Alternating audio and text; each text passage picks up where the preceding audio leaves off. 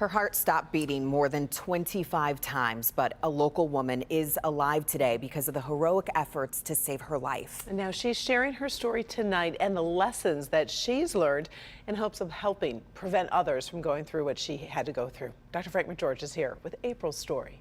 To say April Hogan of Ypsilanti is lucky to be alive just doesn't really cover it. Saving April was a team effort that involved 2 hospitals, countless medical professionals, and ultimately a selfless gift from a perfect stranger. She had this look on her face, and I knew that, yeah, something was off. It was July 9th, 2021. April Hogan tells her fiancé to call 911. I was really hot and dizzy, and I felt like something wasn't right. It wasn't anything hurting or painful. It's just I felt different. As the ambulance rushes away, Andre Smith follows it in a panic. As they going through the lights, I'm right behind them, telling them. So they actually had to pull over to stop, like, you can't do that. At St. Joe's, doctors discover April has a clot in her left main coronary artery. Usually this is a very fatal condition. People will just die on the spot, but somehow she made it to the hospital. As doctors race to treat her, April's heart stops beating. Doctors shock her back to life, but it stops again and again, more than 25 times.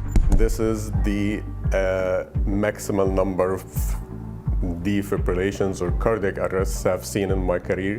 April is clinging to life, but during the night, doctors prepare her loved ones for the worst. He said, you need to come get ready to say your goodbye. April is then airlifted to the University of Michigan.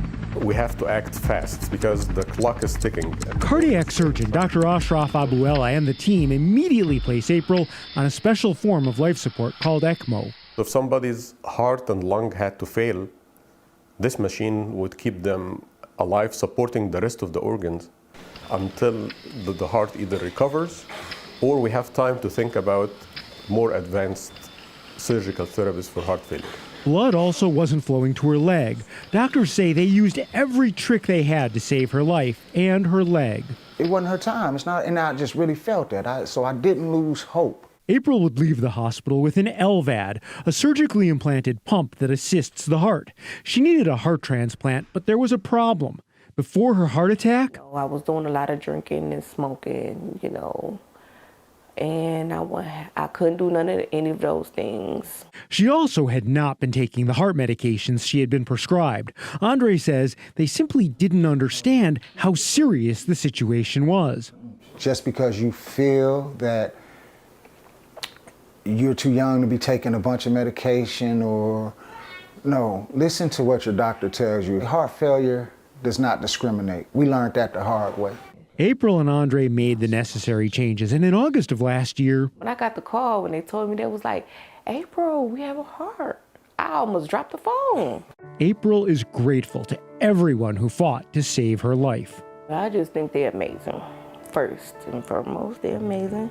I'm glad they got that far. I'm glad they did that much and, kept, didn't give up. I think it's very, very, very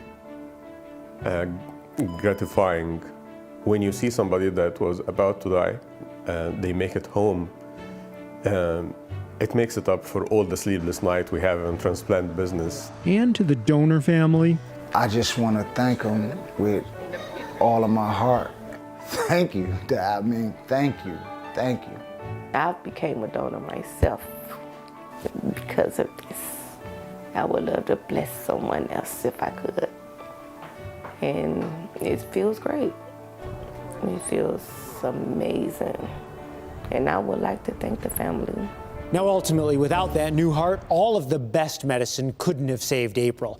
Now, you can find a link to join the Michigan Organ Donor Registry with this story on the health page at clickondetroit.com. Back to you. Oh, so important to be a donor. And April, thanks for sharing her story. Yeah, wishing her all the best. A healthy journey.